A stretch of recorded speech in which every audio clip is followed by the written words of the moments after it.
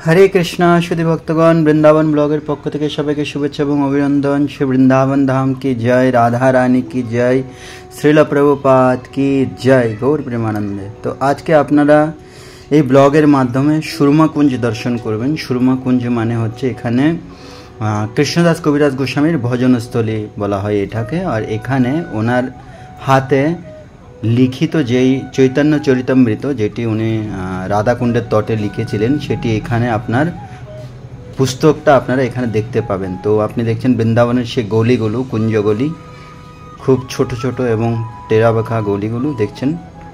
আপনি এখানে কোন দিক দিয়ে কোথায় যাবেন কিছু বুঝতে পারবেন না। যাই হোক, আমি এখন ওখানের দিক দিয়ে যাচ্ছি, ওনার ভজনস্থলীর দিক দিয়ে। ওখানে ওনার হস্তরেখা, ওনার হাতে লিখিত চৈতন্য চরিতামৃত গ্রন্থ দেখতে পাবেন এবং ওনার পাদুকা, ওনার চরণ পাদুকা আপনারা দেখতে পাবেন। তো এটি হচ্ছেন সুরমা কুঞ্জ। আমরা এখন কুঞ্জের দিক দিয়ে এসেছি। এটি হচ্ছে গেট, ডান দিক দিয়ে হাতে দেখতে প্রায় শ্যামসুন্দর মন্দিরের মতো গেটটি। এই যে গেটের মধ্যে এখানে ডিটেলস দেওয়া আছে, আপনারা দেখতে পাবেন। তো এখন মন্দির বন্ধ আছে, কিছুক্ষণ পর খুলবে, তবে প্রচুর পরিমাণে গরম পড়ছে। আমি হয়তো ততক্ষণ অপেক্ষা নাও করতে পারি, কিন্তু যাই হোক আমি চেষ্টা করছি। তো যাই হোক, কিছুক্ষণ পরে মন্দির খুলবে বলছে। অবশেষে আপনারা ওনার হাতে লিখিত চৈতন্য চরিতামৃতটি দর্শন করছেন। দর্শন করুন, কৃপা লাভ করুন। এটি হচ্ছে ওনার হাতে লিখিত, আর এটি হচ্ছে ওনার চরণ পাদুকা। তো আমরা মন্দিরের ভিতরে চলে এসেছি, আপনারা দর্শন করুন। এই বিগ্রহের নাম হচ্ছে নয়নানন্দ। তো আমি গর্বিত এবং আনন্দিত যে গুরু মহারাজ আমাকে এত সুন্দর একটি নাম দিয়েছেন, নয়নানন্দ গৌরহরি দাস।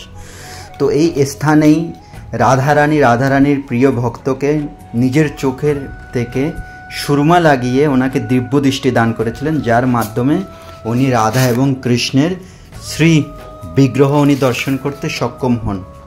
তো আসুন ভিডিওটি আমরা এগিয়ে নিয়ে যাই ধীরে ধীরে করে। তো পূর্বকালীন সময়ে একজন ভক্ত ছিলেন।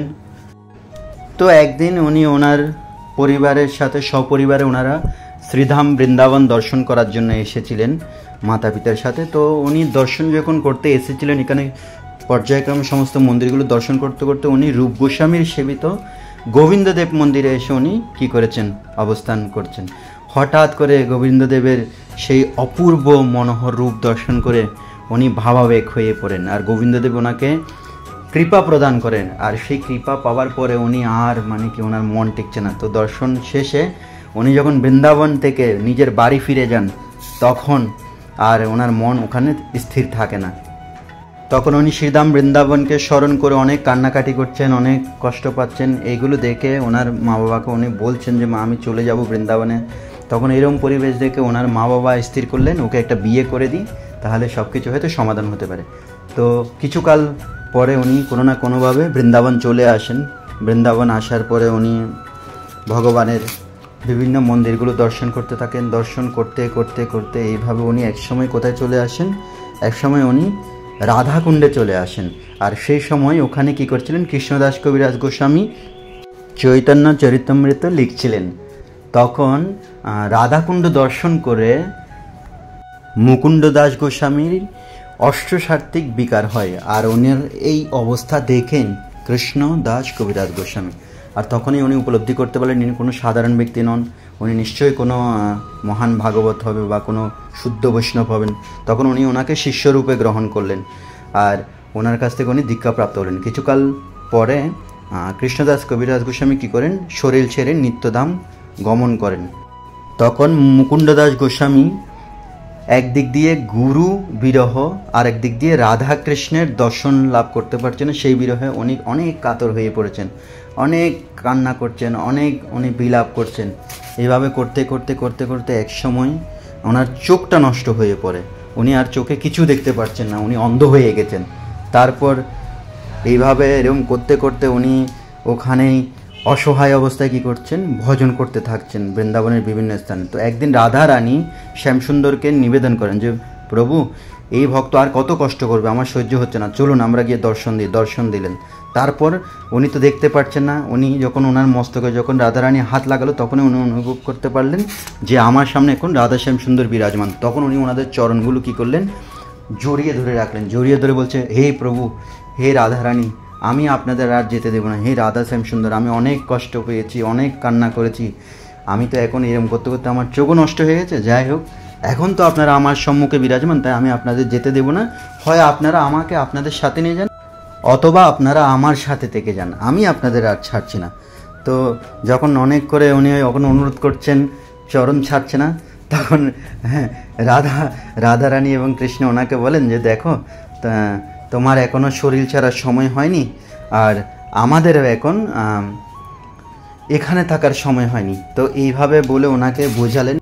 তখন ভক্ত বলছেন, হে প্রভু, হে রাধা শ্যাম সুন্দর, আমি এত অভাগা যে আমি এতদিন আপনাদের তপস্যা করেছি, আপনাদের আরাধনা করেছি, আমি আপনাদের দর্শন লাভের জন্য চেষ্টা করেছি, কিন্তু আজকে আপনারা আমার সামনে, কিন্তু আমি এত অভাগা, এত দুর্ভাগা যে আমি আপনাদেরকে সরাসরি দর্শন লাভ করার সুযোগ লাভ করতে পারছি না। এইভাবে উনি যখন কষ্ট পেয়ে যখন এই কথাটি বললেন, তখন রাধারানী ওনাকে নিজের চোখের কোণ থেকে সুরমা নিয়ে ওনাকে লাগিয়ে দিলেন। লাগানোর ফলে উনি দিব্যদৃষ্টি প্রাপ্ত হন, আর দিব্যদৃষ্টি প্রাপ্ত হওয়ার পরেই উনি কী করতে পারছেন, রাধা এবং কৃষ্ণের শ্যামসুন্দরের যে মিলিত যে রূপ সেটি উনি দর্শন করতে পারছেন। তো দর্শন করার পরেও উনি সন্তুষ্ট নন, সেই জন্য উনি অনেক ওনাদের অনুরোধ করছেন যে আপনারা আমার সাথে থেকে যান। তো তখন বলছে ঠিক আছে।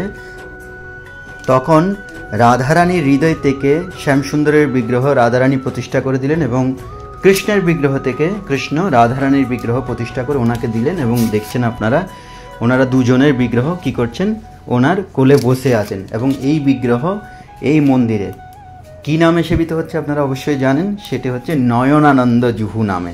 তো আপনারা এখন যেই বিগ্রহটি আপনারা দর্শন করছেন, এটিই হচ্ছে সেই বিগ্রহ যেটি বৃন্দাবনের নয়নানন্দ জুহু নামে সেবিত হচ্ছে। এটি সরাসরি প্রকটিত বিগ্রহদের মধ্যে একটি অন্যতম। ব্রজমণ্ডলের মধ্যে 5000-এরও বেশি মন্দির আছে, এবং তার মধ্যে কিছু প্রকটিত দর্শন আছে, কিছু সরাসরি প্রকটিত বিগ্রহ আছে, কিছু প্রতিষ্ঠিত বিগ্রহ আছে। তার মধ্যে এটি একটি অন্যতম। তাই আপনারা দর্শন করতে থাকুন, কৃপা লাভ করুন। আর এই মন্দিরে আপনারা আসতে অবশ্যই ভুল করবেন না। অবশ্যই চ্যানেলটি সাবস্ক্রাইব করে যুক্ত থাকুন। যদি ফেসবুক থেকে দেখবেন, লাইক কমেন্ট শেয়ার করবেন, এবং কমেন্ট বক্সে আপনাদের মতামত জানাবেন। আর এখানে আসার জন্য আপনাদের অ্যাড্রেস ওখানে আমি দিয়ে দেবো, আপনারা অ্যাড্রেস দেখে নেবেন। তাছাড়া আমি ডিসক্রিপশনের মধ্যেও দিয়ে দেবো, আপনারা দেখবেন এবং কৃপা লাভ করবেন। হরে কৃষ্ণ কৃষ্ণ কৃষ্ণ হরে হরে, হরে রাম রাম রাম হরে হরে। শুদ্ধ ভক্ত মুকুন্দ দাস গোস্বামী কি জয়, কৃষ্ণদাস কবিরাজ গোস্বামী কি জয়, নয়নানন্দ জুহু কি জয়, শ্রী বৃন্দাবন ধাম কি জয়, গৌর প্রেমানন্দে হরি হরি বল। মনে রাখবেন, এই মন্দিরটি গোপীনাথ মন্দিরের একদম ফেস টু ফেস রাস্তা দিয়ে আপনাদের যেতে হবে।